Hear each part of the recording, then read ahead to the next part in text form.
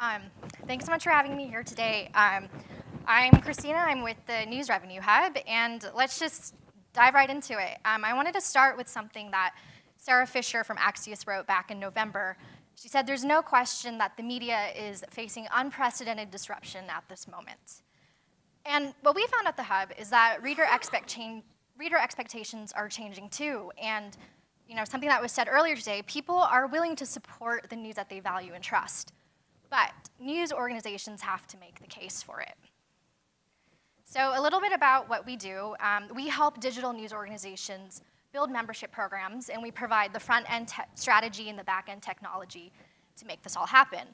Our strategy is heavily focused on building meaningful relationships with readers, and our tech stack is designed to automate the critical but really tedious tasks that are necessary to fundraising.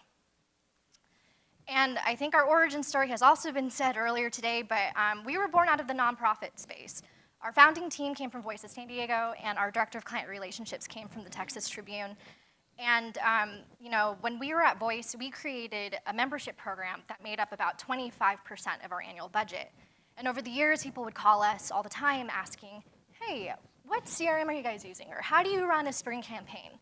And we would share advice and our best practices, but once the conversation was over, folks would go back to their own newsrooms just really unsure of how to begin or how to actually implement these ideas. So in November 2016, we took on 5 digital news organizations. We gave them all of our tools, we walked them through the fundamentals of membership, and we really embedded ourselves in their development departments. So today we work with 16 news organizations, and our approach has been scaled across this diverse group of newsrooms. And one of my favorite things about the Hub is that no one goes at it alone.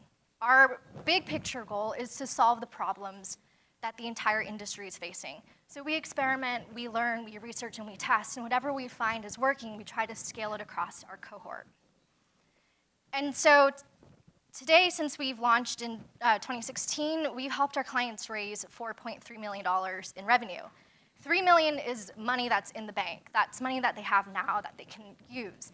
And then $1.3 million is predictable revenue. So if somebody gives $10 a month, that all adds up.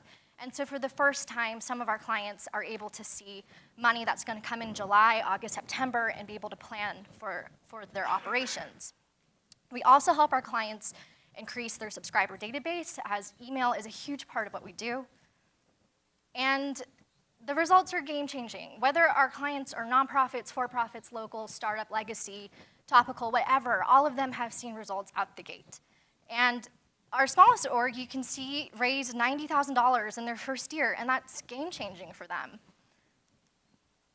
And so today, since we're talking about different forms of revenue, I want to pause for a second and explain why we love membership at the Hub.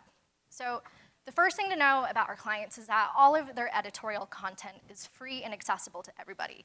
There's no paywalls, there's no subscriptions.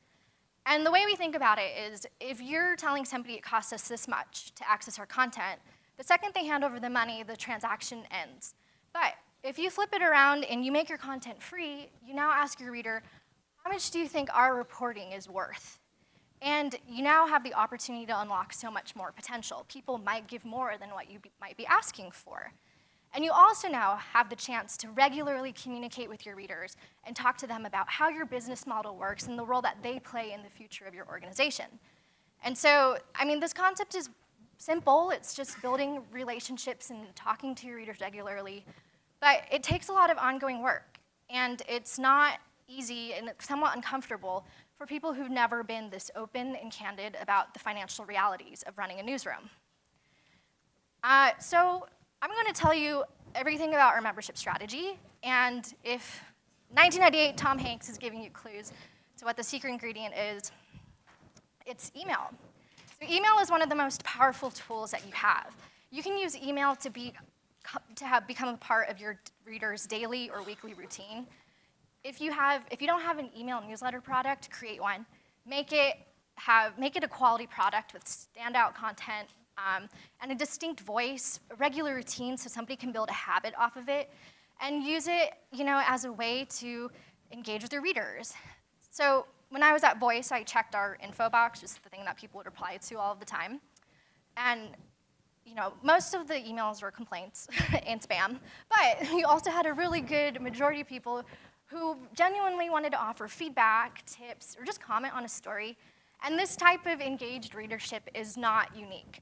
So the first thing we have all of our clients do is take advantage of this email list, and they create something that we call a Get to Know You series or a welcome campaign. And the point of a welcome campaign is over the course of a few emails, the reader is going to start to learn and understand the basics and fundamentals of your organization, your mission, your purpose, what you do, why you exist. And they're going to become really ingrained in everything that you do. So this is an example from an organization in San Antonio that we work with, the Rivard Report. And so, think of this as another form of your about page and add a little bit of value to it. So here she's introducing herself. You have the picture, Jenna. You already have a connection with her. You're starting to build a relationship.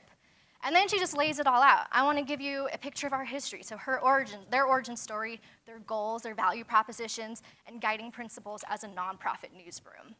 Now, these emails are so important because they will also prime your readers to actually donate.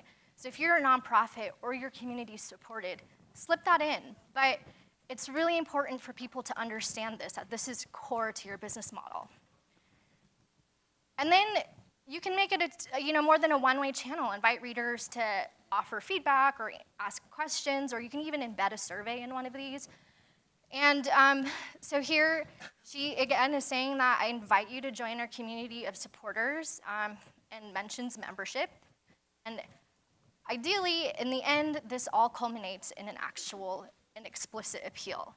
And by the time you're ready to ask for a contribution, your readers will already understand why you're deserving of their support.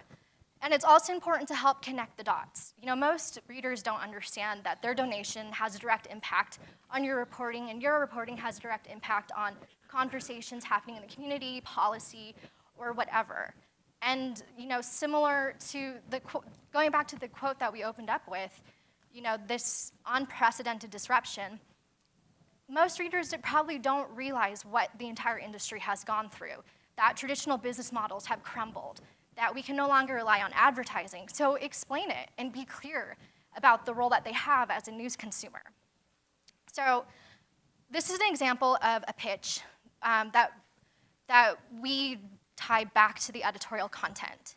So anytime one of our clients writes a story of impact, one that encapsulates the idea of this is why we exist, this is why we're here, we help them make an appeal out of it. So this is from the Lens in New Orleans, and last spring they wrote a story about DAs issuing fake subpoenas. And I mean, the teaser copy is literally, this is why we're here. And then in the pitch, it only takes 3 sentences to summarize the story, and we come in with the close, if not for our reporting, these questionable subpoenas may not have come to light. I don't know what's more powerful than that. And then we call out the donate button, like this is the point of this email. It has value, you learn something about it, but you also understand you need to support the organization. So that's pretty much our membership strategy, and I want to end with this. For those who are thinking about trying to raise money off of readers, there are no get sustainable quick schemes. Honest, open conversation takes ongoing work, but it is so worth it. And stay focused, focus on what only moves the needle. Don't get distracted by shiny things or new things or new initiatives, and always think about, is this gonna drive revenue? Is this going to increase the list of our email subscribers? And then a lot of clients, they cripple themselves before they even get a chance to start.